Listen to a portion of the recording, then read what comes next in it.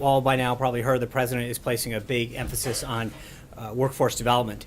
Secretary of Labor Acosta and Secretary of Education DeVos, along with the president's daughter Ivanka and Reed Cordish from the Office of American Innovation, have been deeply involved in this effort. And Secretary Acosta had the opportunity to address this issue just a few moments ago at the president's first meeting with his fully confirmed cabinet. So I'd like to kick it off by having Secretary Acosta come up, talk to you a little bit about this initiative and take a few questions. With that, Secretary Acosta.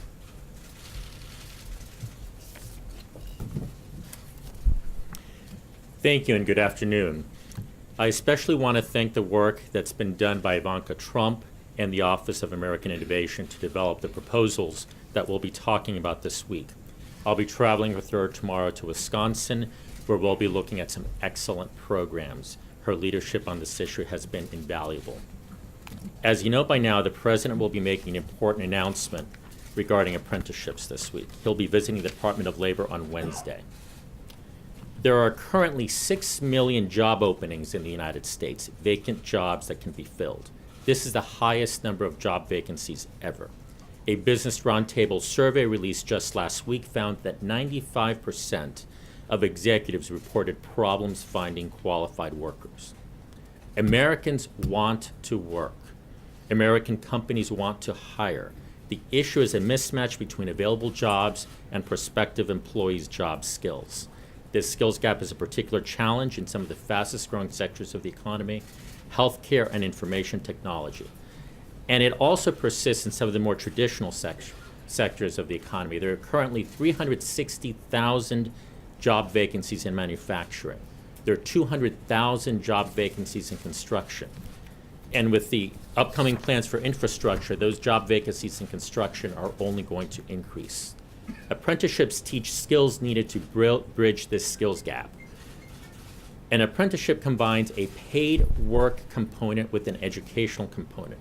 Apprentices earn while they learn, and in the process, they largely avoid the substantial student debt that you see with higher education today. The most obvious benefit of apprenticeships is a good job.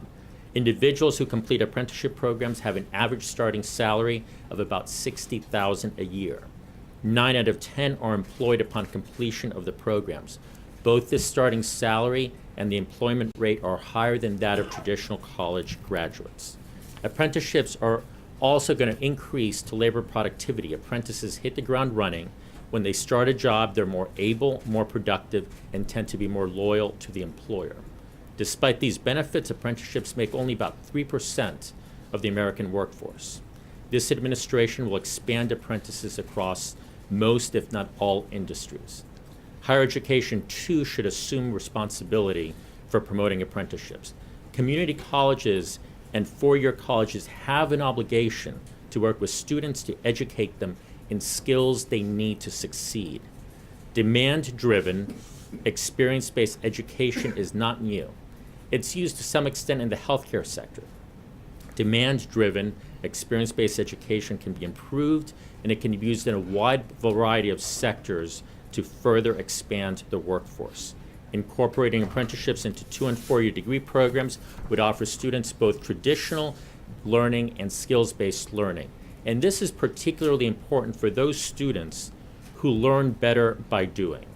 President Trump has seen firsthand the success of apprenticeship programs in the building trades, where he is very familiar. The building trades invest nearly $1 billion a year of private money into the apprenticeship program. President Trump has made clear his commitment to expand job opportunities here in America. Apprenticeships is one very important way that President Trump will fulfill that promise. And again, I'm very excited to work with Ivanka Trump and Reed Cordish and the Office of American Innovation as this program goes forward. Questions? Yes. I'm sorry, yes, in the front. So how exactly do you plan to expand these apprenticeships? What is the government going to do? I guess it's our understanding that it's not necessarily, you're not going to put more money towards these programs. So how are these apprenticeships going to expand? So if you look in the building trades, there's almost $1 billion that's spent every year, and that's all private sector money. The building trades have put together labor management organizations that jointly invest in these apprenticeship programs because they know both on the labor side and the management side that a skilled workforce is critical to the building trades. And that's how it's worked for a number of years. I've talked to several CEOs. Ivanka Trump has spoken to several CEOs. And there's excitement in the business sector. The private-private partnership where businesses come together with educational institutions to actually focus on demand-driven education, to focus education on the skills that business is demanding has worked in other sectors and can work throughout the economy. Yes? So the question is, where exactly do you see these apprenticeships? Because most of the complaints against it is that it's for low-paying jobs and not the higher education jobs that you need, and that it amounts to nothing more than indentured servitude. So that's just factually wrong. If you look at Department of Labor data, the average starting salary for an apprentice is $60,000 a year, and that's higher than a college graduate. You know, I was out in Michigan at the Ford facility. I met with some of the apprentices at the Ford facility, and they love it. They love it. Let me finish. They love it. They are excited about it, and they're being paid a very, very good wage. I should add, though, that you see apprenticeships in white-collar positions as well. There are a number of firms that we're talking to that are looking at it for areas like bookkeeping, accounting. If you look at law schools, for example, there's been conversations, even in law schools, about the need for more experience-based education. The Carnegie Commission came out with a report a number of years ago about the importance of experience-based education in law. So the point I'm making is we need to stop thinking that this is limited to a certain kind of the job sector. Experience-based education works throughout all sectors of the economy. Wait, Yes, in the middle right Just a quick there. follow-up, if I may, just a quick follow-up. One follow-up. Okay, so, but is your program geared towards the white-collar jobs or to mostly? Our program is geared toward, will be geared to all industries and all jobs. The point here is to foster private-private partnerships between industry and educational institutions so that when students go to a community college or when students are looking at apprenticeship programs in the building trades or in four-year institutions, when they leave, they have the skills necessary to enter the workforce. In the middle, yes, sir. Thanks, sir. In the president's budget, it talks about work requirements. Also, Congress is talking about some new welfare reform for able-bodied people. Could this sort of integrate into that at all? Well, certainly, one of the important aspects of this is the portability of credentials. When someone earns a skill, when someone learns a skill, it's important to signal to other employers that this person knows a certain set of skills. And so I should say the emphasis is on high quality apprenticeships because it's important to not water things down, and it's important to have skills that are portable and that are indicative of quality. Yes, ma'am. In terms of the overall focus on workforce development, the president's budget contains about 40% cut in all workforce skills programs from the last budget. If workforce development is a priority, why is the president calling for that? And then secondly, my understanding is the budget has about $90 million for apprenticeship programs, which is also what President Obama had requested.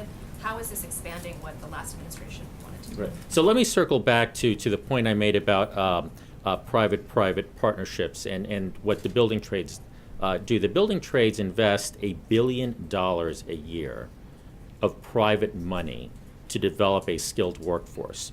And so I want to challenge the assumption that the only way to move policy is to increase government spending. What we're trying to measure here is outcomes, right?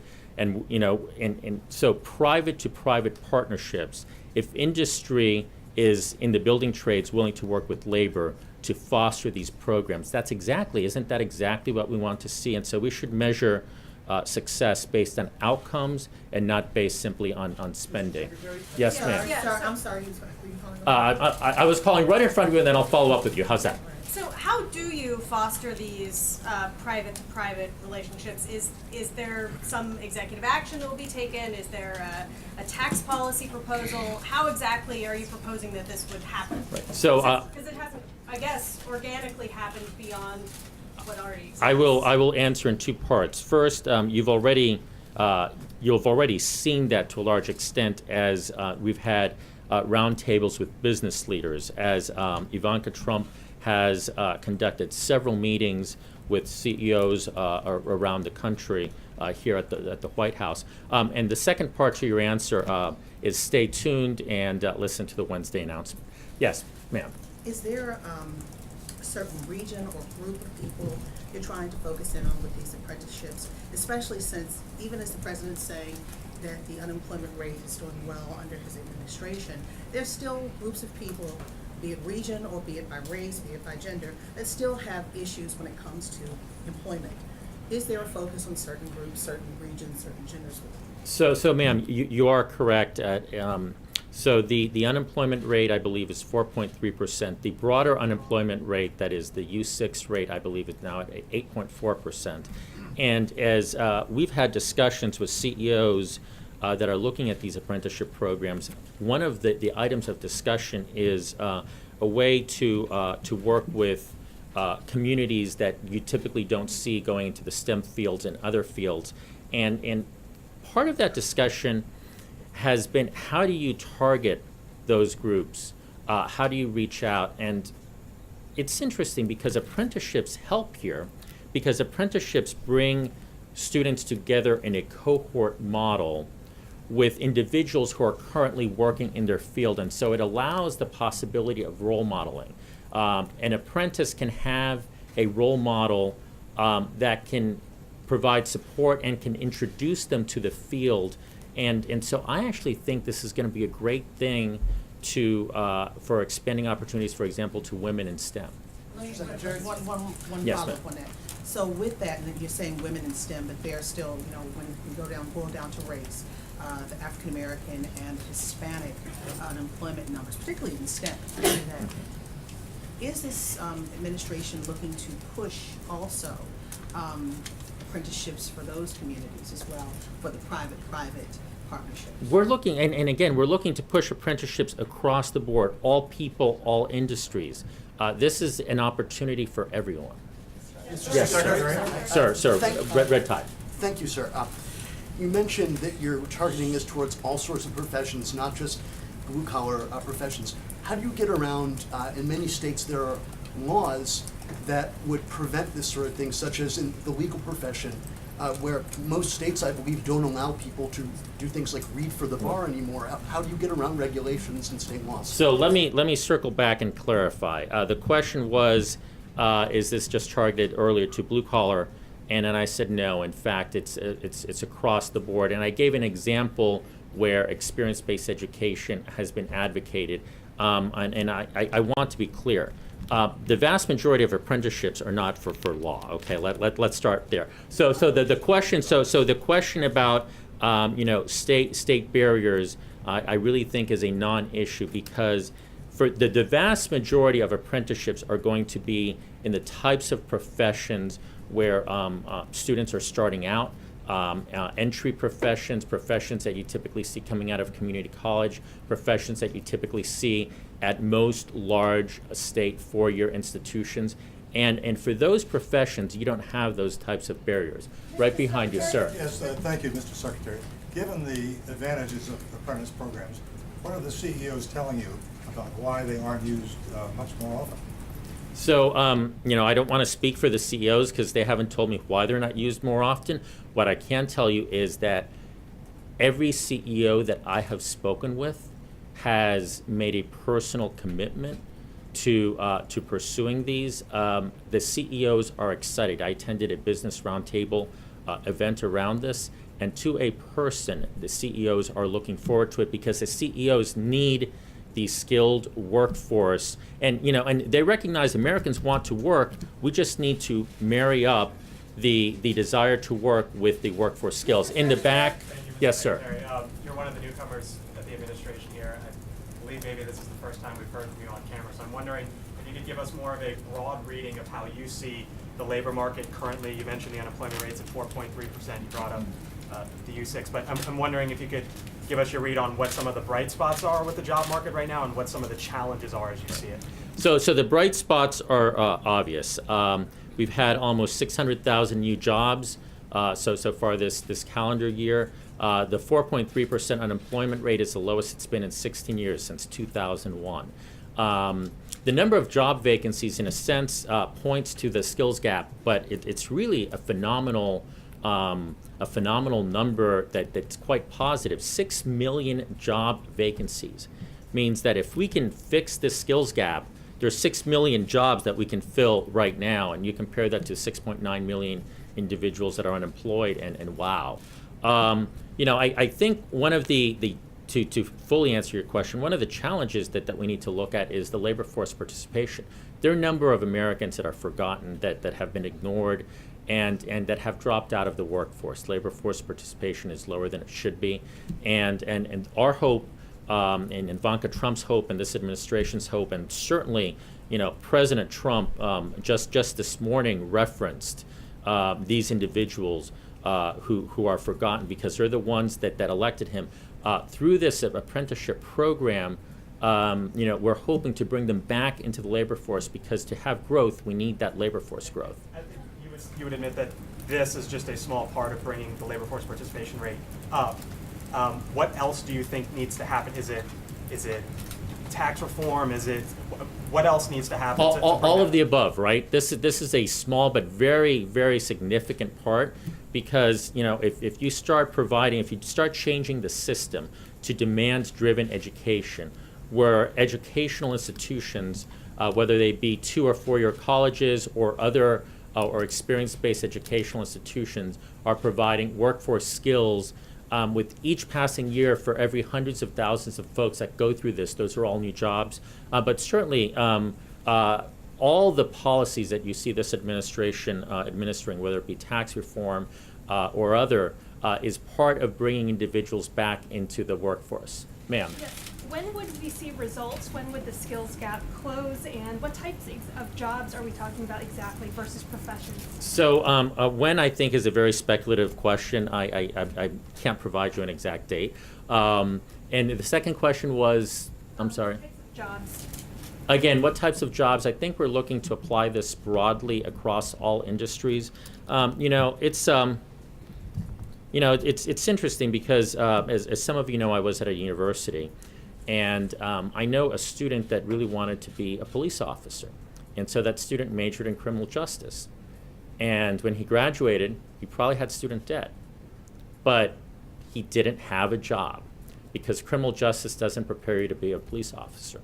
So what would things be like if actually a criminal justice degree allowed students that wanted to have the option of also attend a police academy? And I want to give that as a specific example of what these possibilities would be. What would a legal studies degree be like if you could actually also get paralegal or legal assistance training? There are possibilities all across that we can look at. Ma'am. Two things, so bear with me. There is an idea out there for at least one big city to require students graduating high school to have either letters saying they're going to college, the military, or indeed a trade school, which would lead to these kinds of jobs. I'm wondering what you think of that. And my second part of that is to really help us understand what the White House is doing with these meetings with the CEOs.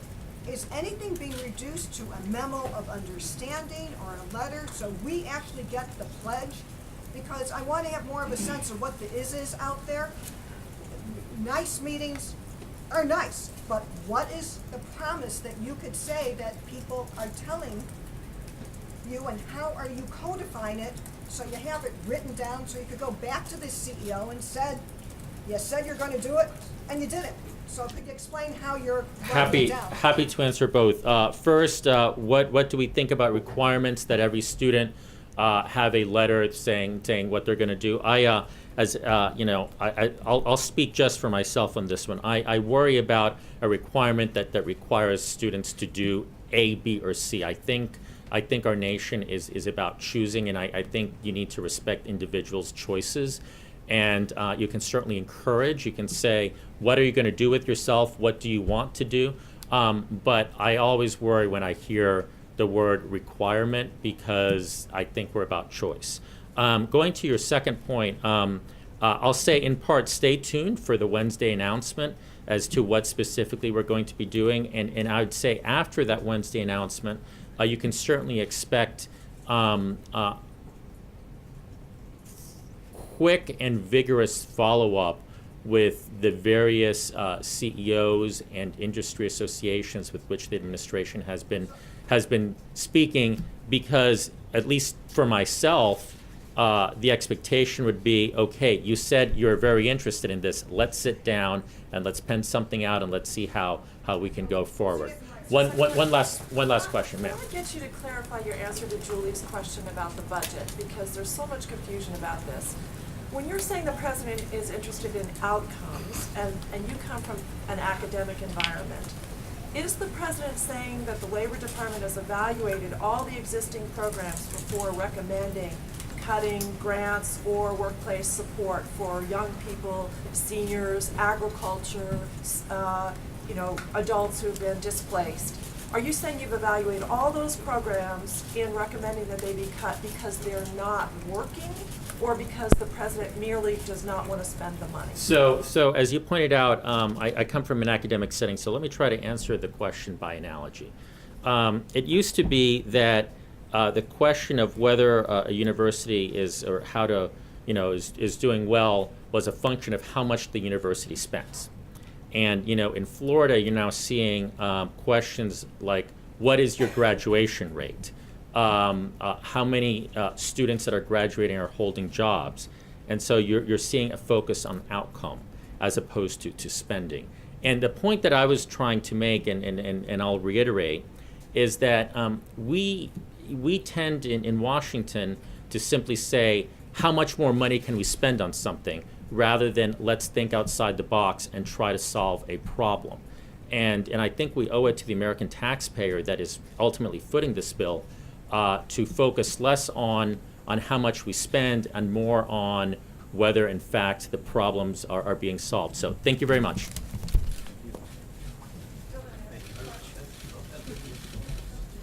Thank you very much, Mr. Secretary. I appreciate you coming by today. As we get back to what's going on today, I wanted to take a moment to acknowledge the 3 service members that were killed this weekend in Afghanistan.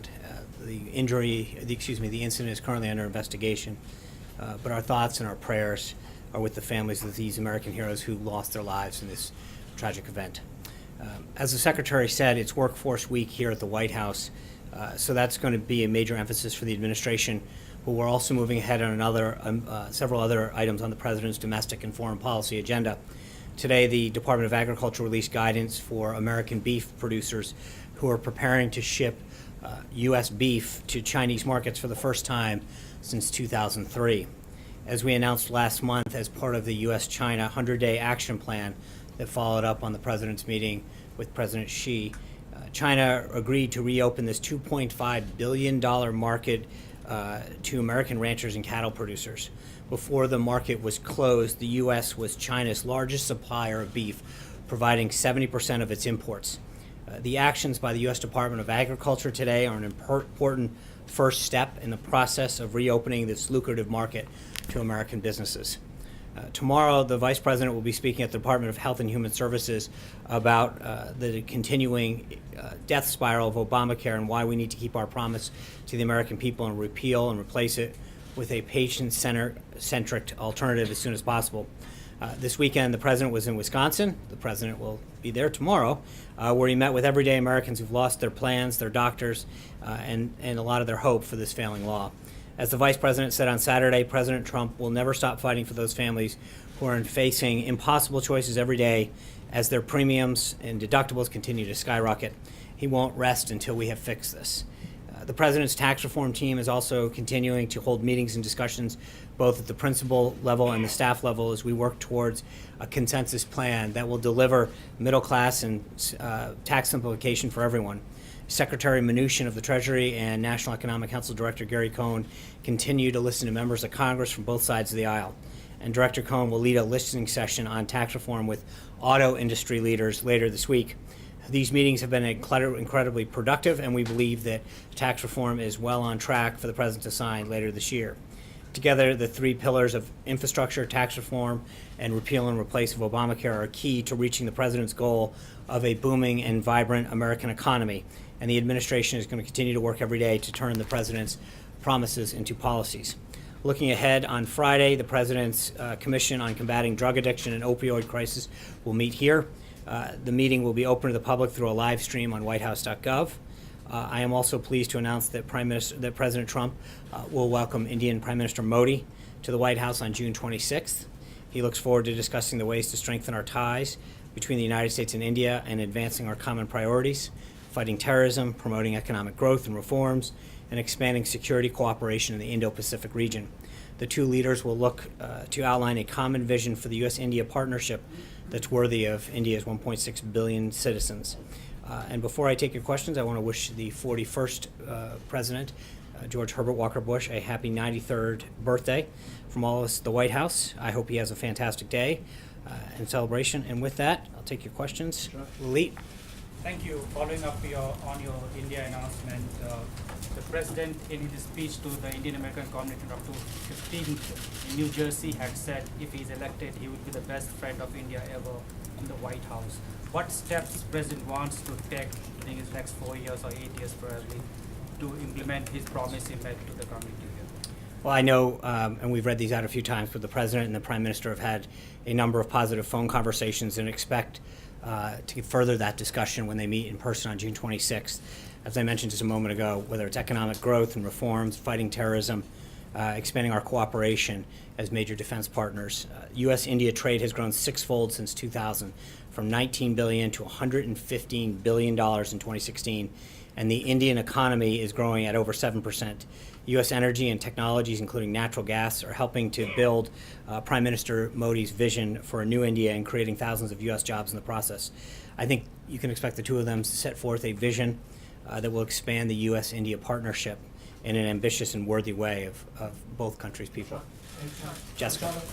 Sean, thank you. 2 questions on trade. Number one, you talked about the beef arrangement. Is that beginning today, and can you flesh out a little bit more about what, because I understood there was going to be an announcement from USDA. Are we waiting for that to actually make this a fact, or where are we in the process? The U.S. Department of Agriculture will have many more details on the process moving forward, but the announcement's coming from them today. The shipment leaves today? No, I think the announcement's coming today. And secondly, my other trade question is on steel and aluminum and Yeah. the review that the administration's doing. The President said, and was quoted in one of the pool reports as saying that there is legislation being drafted on anti-dumping. The 232 process goes to Congress anyway. Was he referring to additional legislation or the 232 review that you'd already initiated as reported by Secretary Ross? So Secretary Ross should have a further update on the review, the 232 review later this week, I believe. When that comes out, there are certain recommendations that will be made to Congress to address anti-dumping provisions in the steel and aluminum and other markets. So when that comes out, but I think there'll be recommendations to Congress to follow up on how to rectify some of the problems. Trey. Thanks, Sean. A couple questions for you. First, does President Trump have audio recordings of his conversations and meetings with the former FBI Director James Comey? The President made clear in the Rose Garden last week that he would have an announcement shortly. Do you have any sort of timeline on when that announcement will be? When the President's ready to make it. And a quick follow-up on the Attorney General. From the perspective of President Trump, what role did Attorney General Jeff Sessions play in the firing of James Comey? I'm not going to discuss private conversations between the President and the Attorney General. Blake. Sean, to that end, when Jeff Sessions testifies tomorrow, do you believe that he should invoke executive privilege on conversations between himself and the President as it relates to Jim Comey? I think it depends on the scope of the questions, and it would be to get into a hypothetical at this point would be premature. And in any way, did Jeff Sessions, folks at the DOJ, ask for the White House's permission, in essence, for him to testify publicly tomorrow? I don't know the answer to that question. I know Congress, generally speaking, sets the whether a hearing is open or closed based on the sensitivity of the subject. Is the president then okay with him testifying in this open setting tomorrow? I think he's going to testify. We're aware of it, and go from there. John. Just to follow on that, the president seemed to indicate that he thought that it was a mistake for Jeff Sessions to recuse himself from the Russia investigation. He said that his preference would have been to the contrary on camera. What does the president think about the fact that Sessions will be testifying tomorrow and, according to the Department of Justice, wanted to testify in an open session rather than a closed classified session? I think the president's been clear last week in the Rose Garden that he believes that the sooner we can get this addressed and dealt with, that there's been no collusion. He wants this to get investigated as soon as possible and be done with it so he can continue with the business of the American people. If I could ask you about the other headline of the day, the state of Maryland, the District of Columbia filing a lawsuit against the president, right, seeking rulings on 2 points in the emoluments clause of the Constitution. What does the RNC thinks that this is bogus lawsuit? What does the president, what's the White House's perspective on that? The president's interests, as previously discussed, do not violate the emoluments clause for reasons that length that the Department of Justice filing enumerate in their Friday night filing with respect to the Crew lawsuit, which is the first one. This lawsuit today is just another iteration of the case that was filed by that group Crew, filed actually by the same lawyers. So it's not hard to conclude that partisan politics may be one of the motivations behind the suit. The suit was filed by 2 Democratic attorney generals. The lawyers driving the suit are an advocacy group with partisan ties. It actually started with a press conference as opposed to filing it, which is interesting. And the suit challenges the sort of business transaction that everyone from Penny Pritzker, who served in the last administration, and others have engaged in while office. So I think we'll continue to move to dismiss this case in the normal course of business. Thanks, Sean. I wanted to just, 2 questions, but first, why leave open this question of whether there are tapes? Don't the American people, do they deserve to know whether Comey was lying to the Senate? I mean, why leave this question open? I think the president made it clear what his intention is on Friday. But it's an open question. I understand that, and he said he would answer that question in due time. To follow up on, speaking of lawsuits, for the Ninth Circuit, they just came out and they upheld the block of the travel ban. Any response to that? We're currently reviewing that opinion. I think we can all attest that these are very dangerous times, and we need every available tool at our disposal to prevent terrorists from entering the United States and committing acts of bloodshed and violence. We continue to be confident that the President's executive order to protect this country is fully lawful and ultimately will be upheld by the Supreme Court. Hey, Sean, so 2 questions for you then. I want to follow up on the tapes issue. If the President does have evidence that the FBI director lied under oath, what is he waiting for? I think the President made it very clear on Friday that he would get back as soon as possible on this and his position on that conversation. Right, so what is he waiting for? What's the delay? He's waiting. I mean, he's not waiting for anything. When he's ready to further discuss it, he will. But I think he laid out his position very clearly, very concisely on Friday. Olivia. On the travel ban, Sean, just the second question. Yeah. You just mentioned, you obviously responded to the Ninth Circuit ruling today. That ruling also cites the President's tweets from June 5th on the travel ban. It cites your statements, this administration statements, that the President's tweets are official statements. So given that measure, given that the travel ban is obviously a priority for the President, how is it that the President is not putting his own agenda in danger when it comes to his Twitter habits? I think the bottom line is, as I just noted, I mean, cases should be decided on the rule of law and on that. And when you look at when you look at what the law is in the U.S. Code that allows the President to do whatever he has to, that's what we were deciding on. And frankly, I think any lawyer worth their salt 100% agrees that the President is fully within his rights and his responsibilities to do what is necessary to protect the country. Olivia. Olivia. Question, Sean, it's a different question, though. It comes to the Twitter issue. So Olivia, I just would love thank to you. touch on that question. I'm sorry. Thank you. No, Olivia, really, thank you. Sean, thank you. What is the President's reaction to the Russian government's crackdown on anti-corruption protests today? Are you speaking in general or with respect to... Well, Mr. Navalny in particular, but I assume that would be part of your overall... Right. No, I just want to be clear. We're talking about the same thing. I think the United States strongly condemns the detention of hundreds of peaceful protesters throughout Russia. that happened on June 12th. Detaining peaceful protesters, human rights observers, and journalists is an affront to core democratic values. The United States will monitor the situation, and we will call on the government of Russia to immediately release all peaceful protesters.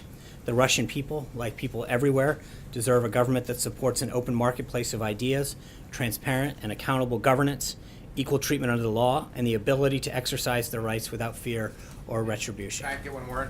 The president mentioned a press conference in a couple weeks on the ISIS review. Can you say where and when, and has he made a decision about changing the policy? You know, when we have an update on his schedule, I'll let you know, but we don't have one at this time. Francesca. Thank you, Sean. You said that the president wants to see this Russia investigation and all these investigations wrapped up as soon as possible. He said on Friday that he would be willing to testify under oath. Can you say when he would be willing to do that? Would he be willing to do that before Congress goes into recess to get this done as soon as possible? I think he was actually specifically asked whether or not he would talk to Director Mueller, and he made it very clear what his position was. So he would. John. So, sorry, I just wanted to be very clear about this. So he's not saying that he would go before Congress. I don't know. I've not had a further discussion with that. I know exactly what he said on Friday in the Rose Garden is exactly what he believes. Do you have confidence in Director Mueller, John. Sean? Thank you, Sean. Two questions. Does the president have a reaction to the vote in Puerto Rico yesterday, the non-binding measure calling for statehood as the first choice of the people for their future? This matter is something that's going to be determined now that the people have spoken in Puerto Rico. This is something that Congress has to address. So the process will have to work its way out through Congress. My other question was, there are widespread stories and speculation that when the president goes to Miami this Friday, he will undo the executive orders from the Obama administration that eased relations with Cuba. Can you confirm whether he will undo all of them or some of them? That's a good try. I will say that when we have an announcement on the president's schedule, we'll let you know. But just stay tuned. We have a very busy week and an ambitious agenda this week. George. Thanks. Following on some of the stories over the weekend in England, when the president signs off on a foreign trip, how much does he factor in his personal popularity in that country? None. And so since you brought it up, I don't, just so we're clear on that,